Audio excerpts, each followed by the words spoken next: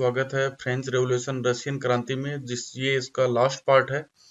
जो शुरुआत से हम जो डिस्कस कर रहे थे, अभी तक हमने रशियन रेवोल्यूशन को लेकर जो इसके डिफरेंट डिफरेंट रीजन्स हैं उसको डिस्कस किया। फिर बोल्शेविक मेंशेविक के बीच डिफरेंसेस क्या है वो बात की हमने। उसके बाद हमने रशियन रेवोल्यूशन के बाद किस प्रकार से लेनिन ने किस प्रकार से पूरे सिस्टम को स्टेब्लिश किया और लास्ट में बोल्शेविक के द्वारा किस प्रकार से क्रांति को कैप्चर किया गया। और उसके बाद रशिया में ब्लैक आर्मी और व्हाइट आर्मी के बीच जो सिविल वॉर हुआ, और सिविल वॉर के बाद जो लास्ट पार्ट है उसमें हम डिस्कस करेंगे कि रशिया में जो सोशलिज्म, जो कम्युनिस्ट पार्टी के द्वारा जिस सोशलिज्म को स्टेब्लिश किया गया था, तो किस प्रकार से उन्होंने रशिया में एक सोशलिस्ट सोसाइटी को स्टेब्लिश किया और उन्होंने कौन कौन से स्टेप्स लिए थे।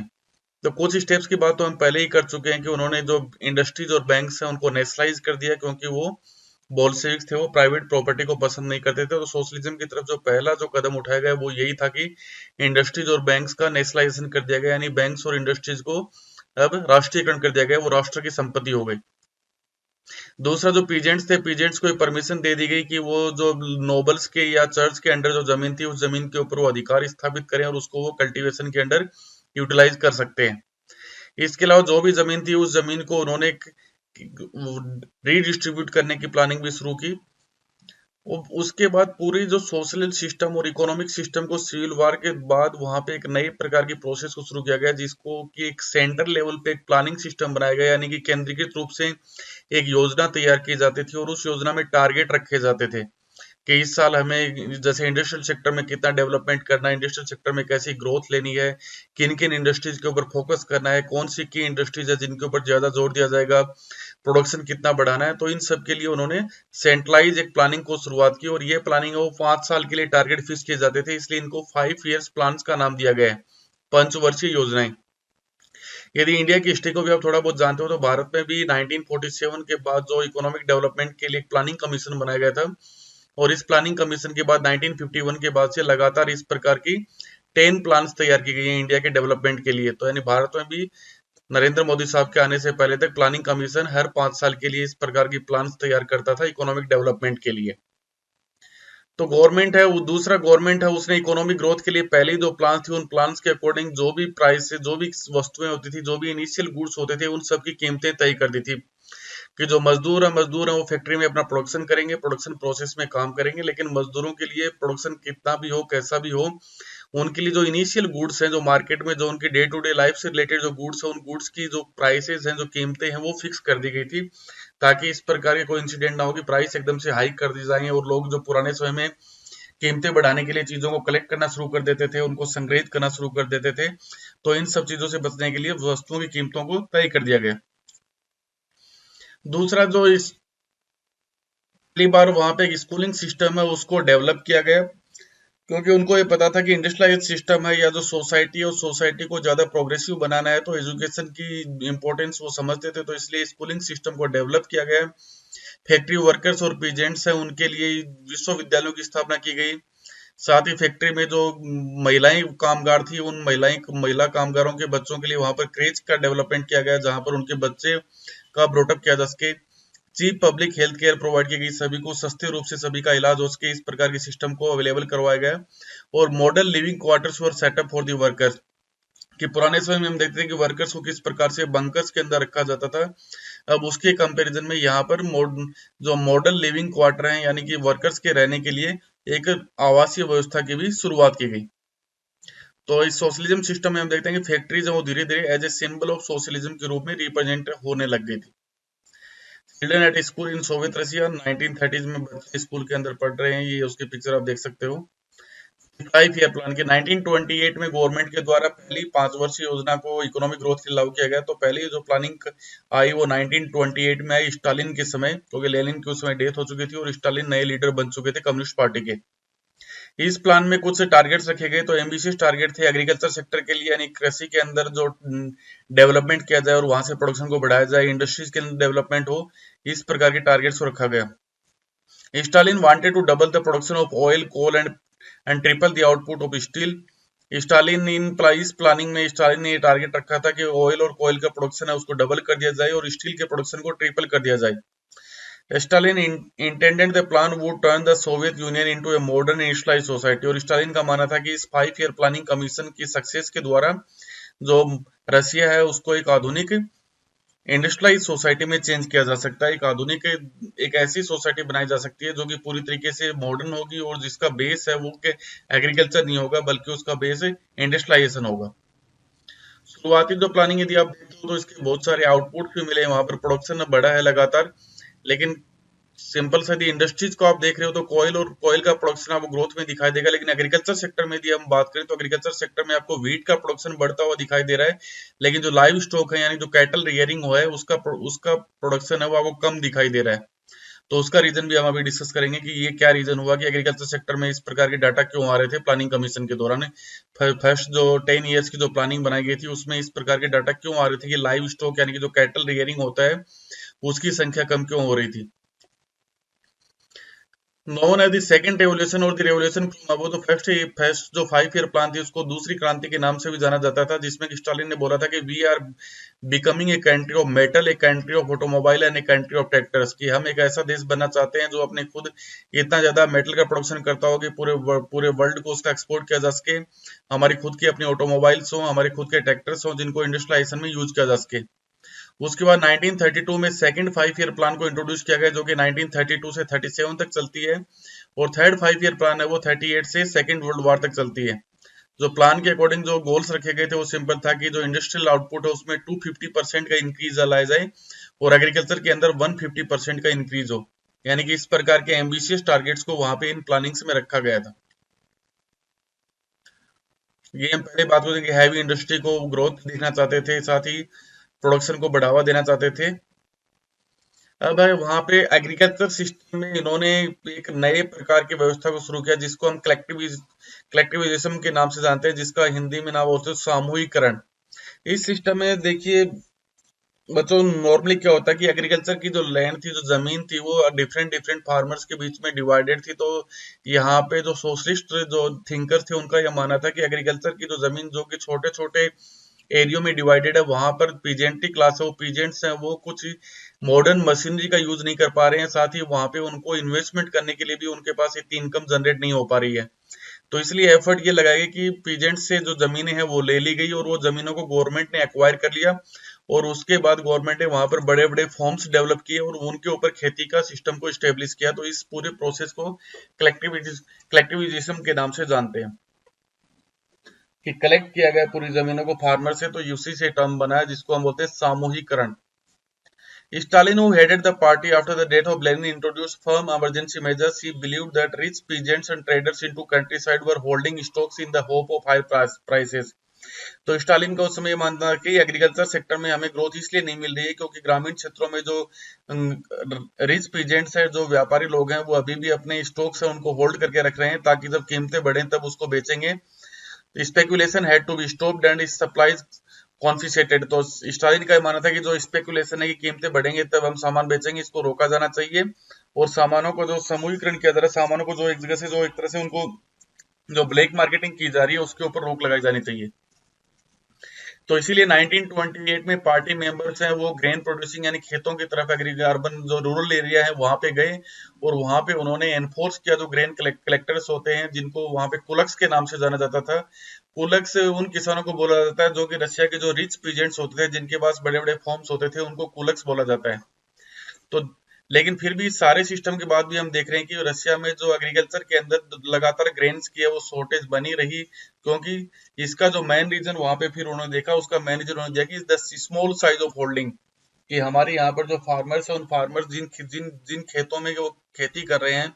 जहाँ पे वो एग्रीकल्चर कर रहे हैं, उन एग्रीकल्चर के लिए उनके पास जो जमीन का जो एरिया है वो बहुत ही छोटा है, इसको बोलते हैं हम स्मॉल साइज ऑफ होल्डिंग। यानी कि फार्मर्स के पास जो खेत है, जो एग्रीकल्चर फील्ड है, उसकी साइज बहुत ही स्मॉल है, जिसके कारण वो किसी प्रकार की नई चीज को वहां पर नई टेक्नोलॉजी को इम्प्लीमेंट नहीं कर सकता है।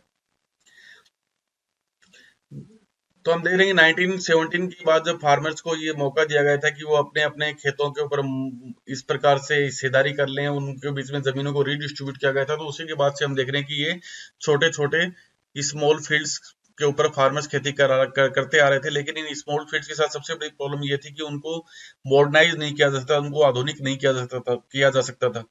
यदि मॉडर्न टाइम में इंडिया में देखो तो इंडिया में भी यही प्रॉब्लम हमारे सामने है कि हमारे यहाँ पर बढ़ती हुई पॉपुलेशन के कारण जो फार्मर्स हैं, उन फार्मर्स के पास जो होल्डिंग्स है वो बहुत ही स्मॉल है। तो उससे ये देखिए, खेत आपका जितना छोटा हुआ तो उस खेत के अंदर ना आप ट्रैक्टर का यूज करते हो, ना आप मॉडर्न टेक्निक्स का यूज करते हो, क्योंकि जमीन ही आपके पास इतनी कम है। लेकिन यदि यूएसए की आपने एट्थ क्लास में चैप्टर पढ़ा था एग्रीकल्चर वाला, वहां पर इंडिया और यूएसए को आपने कंपेयर किया था, तो यूएसए में जो बड़े बड़े फॉर्म्स होते हैं तो वहां पर मतलब जहाजों के द्वारा, एयरप्लेन्स के द्वारा तो वहां पर केमिकल्स और पेस्टिसाइड्स का छिड़काव किया जाता है, क्योंकि फील्ड्स हैं वो इतने बड़े होते हैं। तो वहां पर इजीली आप हर प्रकार की मॉडर्न टेक्नोलॉजी को यूज कर सकते हो। तो यही दिक्कत यहाँ पे रशिया में आ रही थी। तो अब इस सिस्टम में अभी अपना है कि इंडस्ट्रीज के साथ साथ यदि मशीनरी को यूटिलाइज करना है, फार्म्स को मॉडर्न बनाना है, तो ये नेसेसरी है कि कुलक्स को एलिमिनेट कर दिया जाए।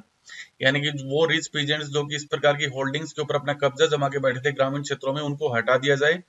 और उनसे जो जमीन है, take away land from peasants, जो किसान है उनसे जमीनें ले ली जाए, and established a state controlled large farms, और स्टेट के द्वारा नियंत्रित किए जाने वाले बड़े बड़े फार्म्स का निर्माण किया जाए, जहां पर मॉडर्न टेक्निक्स के द्वारा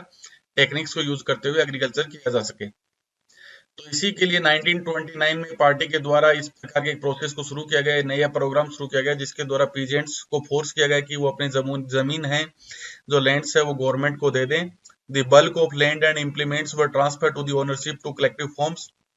और किसानों से बड़ी संख्या में जमीनें लेकर वहां पर इस प्रकार के कलेक्टिव फॉर्म्स को बनाया गया, जहां पर जो पीजेंट्री क्लास थी वो मिलजुल कर सामूहिक रूप से खेती करते थे,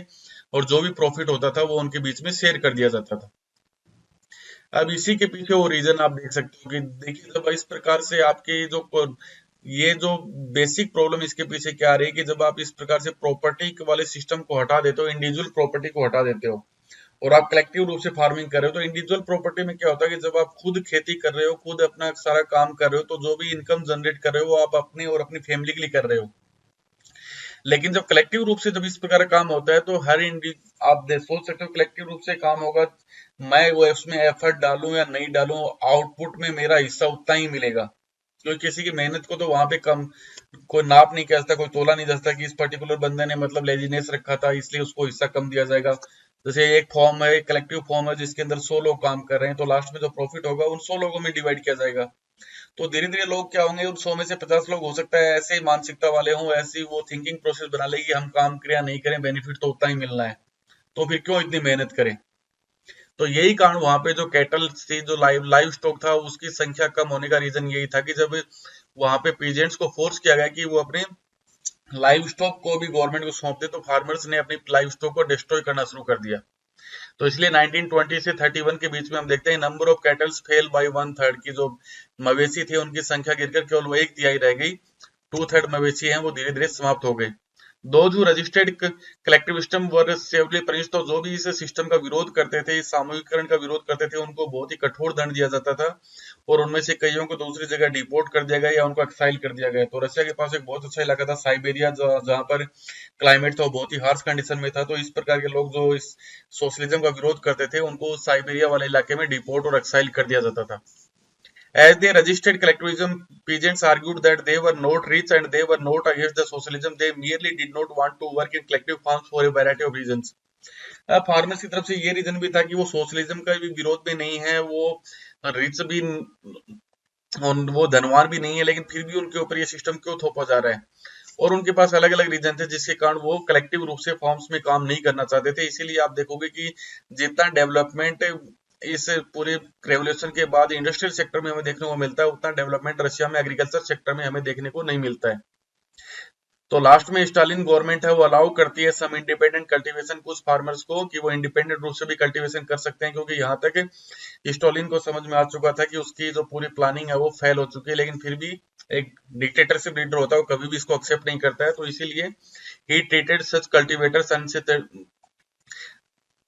unsympathetically. In spite of collectivism, production did not increase immediately. और ये कलेक्टिविज्म के बाद भी प्रोडक्शन है उसमें किसी प्रकार का कोई भी सुधार हमें देखने को नहीं मिलता है। और उसी समय हम देखते हैं 1930 से 1933 के बीच जो हार्वेस्ट वो भी बहुत खराब हो रही थी, जिसके कारण वहां पे लगातार अकाल आ रहे थे, फेमाइन्स आ रहे थे, और जिसके कारण रशियन हिस्ट्री में 4 मिलियन पीपल हैं वो भूख के कारण मर जाते हैं। Many within the party criticize the confusion in industrial production under the planned economy and the consequences of the collectivism. Stalin and his sympathies charge this crisis with the conspiracy against socialism. और communist party में भी कई सारे लोग इस process का विरोध कर रहे थे, लेकिन इस प्रकार के जो भी कोई आवाज उठाता था तो उसे कम्युनिस्ट पार्टी और सोशलिज्म के विचार का विरोधी मानते हुए उसे पनिशमेंट दिया जाता था। तो इसलिए लोगों ने धीरे धीरे इसका विरोध करना भी बंद कर दिया था। तो स्टालिन, आप ये पिक्चर देख सकते हो जिसने सारी प्रोसेस को शुरू किया, उसके सिंपल से टारगेट यदि उसके टाइम देखे तो आपको स्टील के प्रोडक्शन में आपको कुछ हाइक मिलेगा, कोयल प्रोडक्शन है वो एकदम से बढ़ चुका था, लेकिन एग्रीकल्चर के अंदर इस प्रकार के कोई बढ़ोतरी हमें देखने को नहीं मिलती है रशिया के अंदर। ये दोबारा से वो है कि स्टालिन ने 1928 में फर्स्ट प्लान शुरू की थी, उसके बाद उसके 5 साल के बाद सेकंड प्लान आती है और उसके अगले 5 साल के बाद थर्ड प्लान आती है। ये फार्मर्स यहाँ किस प्रकार से कलेक्टिव रूप से फार्म्स के अंदर खेती करते हुए, तो इस प्रकार की पिक्चर्स के द्वारा स्टालिन अपने इस प्रोग्राम को वहां पे महिमा मंडित करता था, लोगों के सामने ग्लोरीफाइड करता था। ये सामूहिकरण के रूप में, यानी कि जो गवर्नमेंट के द्वारा जो फार्म्स होते थे उनके ऊपर सभी लोगों को खेती करवाई जाती थी एक साथ मिलकर, ये सब लोग मिलजुल कर खेती करते थे और लास्ट में जो प्रॉफिट होता था वो उनके बीच में डिवाइड कर दिया जाता था।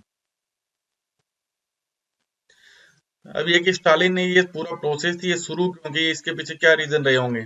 तो पहला रीजन तो ये था कि स्टालिन ये चाहता था कि जो कम्युनिज्म का जो आइडिया है, जो सोशलिज्म का जो आइडिया, जिसमें ये माना जाता है कि जितने भी रिसोर्सेज हैं उन रिसोर्सेज के ऊपर गवर्नमेंट का अधिकार हो, कम्युनिटी का अधिकार हो, और उसके बाद उसके बेनिफिट्स है वो कम्युनिटी को शेयर किए जाएं।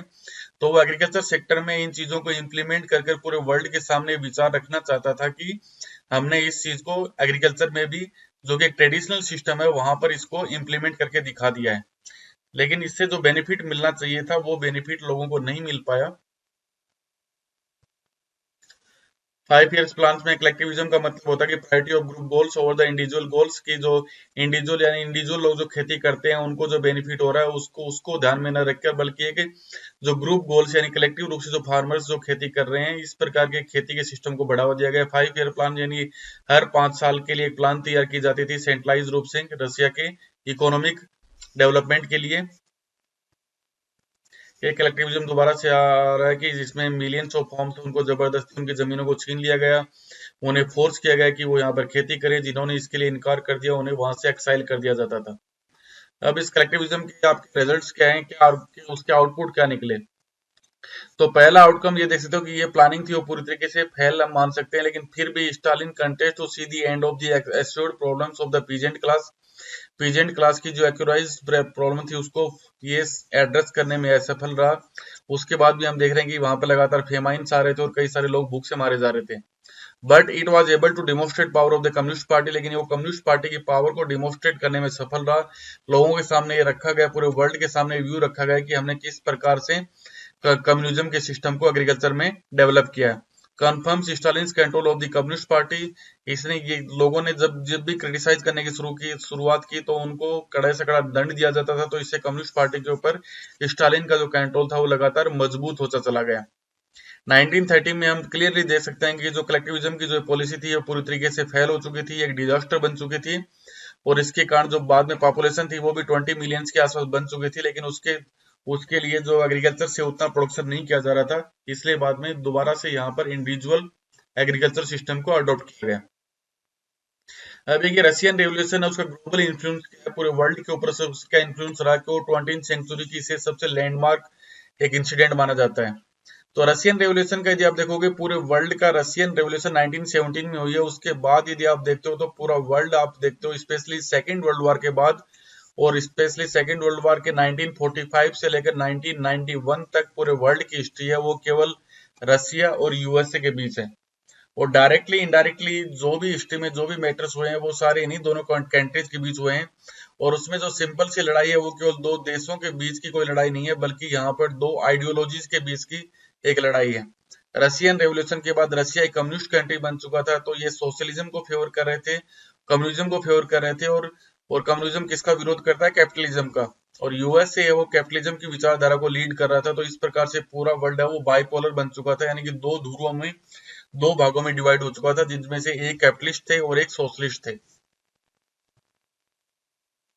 और 1950 तक जाते जाते यूएसएसआर की रशियन क्रांति के विचारों को धीरे धीरे दूसरे देशों के ऊपर भी थोपा जाने लगा।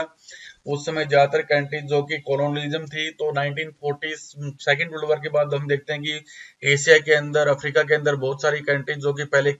अलग अलग कंट्रीज, जैसे इंडिया खुद एक इसकी इंग्लैंड की एक कॉलोनी थी, तो इस प्रकार की जो कॉलोनी वहां पे लगातार जब फ्री हो रही थी, उनको फ्रीडम हो रहा था, उनको इंडिपेंडेंस मिल रही थी, तो दोनों ही कंट्री का हमेशा ये एफर्ट रहा कि वहां पर उनकी आइडियोलॉजी को स्टेब्लिश किया जाए। तो यहाँ पे हम देख सकते हैं कि नॉर्मली जो कम्युनिज्म है, वो कम्युनिज्म सिस्टम यहाँ पे रसिया में डेवलप हो चुका था उस समय तक। उसके बाद चाइना में भी उस समय डेवलप हो चुका था। अफ्रीका की भी आप देखिए, जो बहुत सारी कंट्रीज हैं जो उस समय न्यूली इंडिपेंडेंट हुई थी, वहां पर कम्युनिस्ट सिस्टम को स्टेब्लिश किया गया था। यूएसए के नीचे आप देखोगे तो यहाँ पे क्यूबा के अंदर उस समय कम्युनिस्ट सिस्टम को स्टेब्लिश किया गया था। इधर आप देखोगे तो वियतनाम के अंदर, लाओस में, इन सभी जगह पे कम्युनिज्म सिस्टम को स्टेब्लिश किया गया था। तो इस प्रकार से पूरे वर्ल्ड लेवल पे रशियन रेवोल्यूशन का एक बहुत बड़ा योगदान है कि इसने उस विचार को इम्प्लीमेंट करके दिखाया जिसको सब लोग मानते थे कि इसके द्वारा सभी प्रकार की सोशल इविल्स को दूर किया जा सकता है। Okay friends, thank you. Channel को लाइक कीजिए, सब्सक्राइब कीजिए, शेयर कीजिए। Bye bye.